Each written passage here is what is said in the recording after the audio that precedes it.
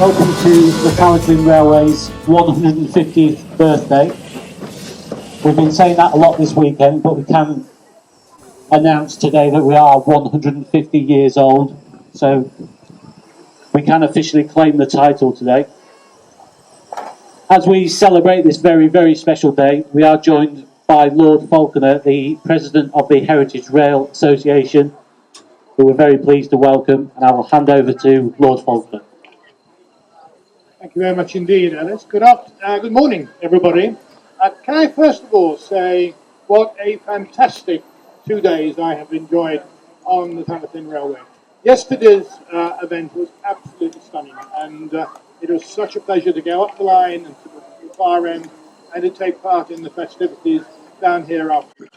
Brilliantly organised. Congratulations to everybody who's made it a success, and I'm sure you'd like me to thank your visitors, your foreigners from North Wales, who also added to the greatness of the occasion.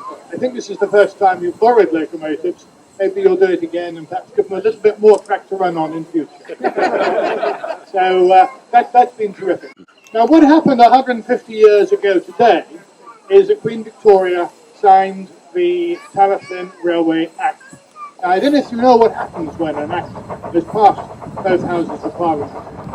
The first thing that occurs after it's gone through all its stages is that the Clerk of the House of Lords, the Clerk of the Parliament, reads at an appropriate point in the session the name of the acts to which the Queen has given her assent. And this is the one occasion when Norman French is used. So the words that the clerk will have used on that occasion is La Reine le Vault, because it was, of course, a reine, it was Queen Victoria, and those are the words that are still used today when acts go through Parliament. The fact that you are celebrating your 150th birthday and have not only survived but prospered for the whole of that time, and like the Windmill Theatre in London never closed, is a huge tribute to everybody who's been involved in it. The story of survival and progress is incredible, and I know that this goes on today, and many of the people responsible have played a great part in that. I was delighted to see the programme on Midlands Today on Friday night when you had two very, very distinguished visitors, Juliana Scales and Timothy West. And the point that was made in that programme was that the contribution you make to the North Wales tourist economy. Something like, I think, £5 million a year. Well, I can confirm that that figure is accurate, because my all-party parliamentary group carried out an investigation into the economic value of heritage railways, and we reckon that for every pound that's spent on heritage railway, £2.70 goes back into the local economy. So £5 million is your contribution to North Wales' economy. It's certainly accurate. It may in fact be an underestimate. So well done for that as well. So I want to finish with a quotation from one of your greatest supporters, made a great part in adding to the enjoyment of the lives of children and adults in the railway. Now I refer, of course, to the Reverend Wilbert Audrey, who modelled the Scarlowy Railway on the Talyllyn and indeed worked here as a volunteer on many occasions.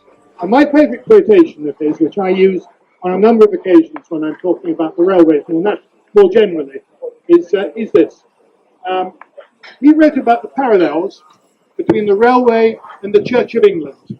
And he said this: both had their heyday in the mid-19th century, as indeed the railway. Both own a great deal of Gothic-style architecture, which is expensive to maintain. Both are regularly assailed by critics, and both are firmly convinced that they are the best means of getting man to his ultimate destination. A wise man, Wilbert Audrey.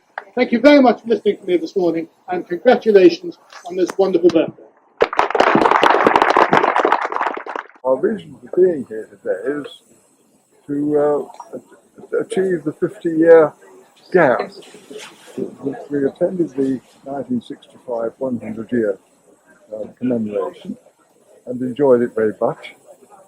And we felt it would be rather novel to be able to turn up 50 years later with the same car. I don't think any of the cars that then attended are in the same ownership and being driven by the same people that they were 50 years ago.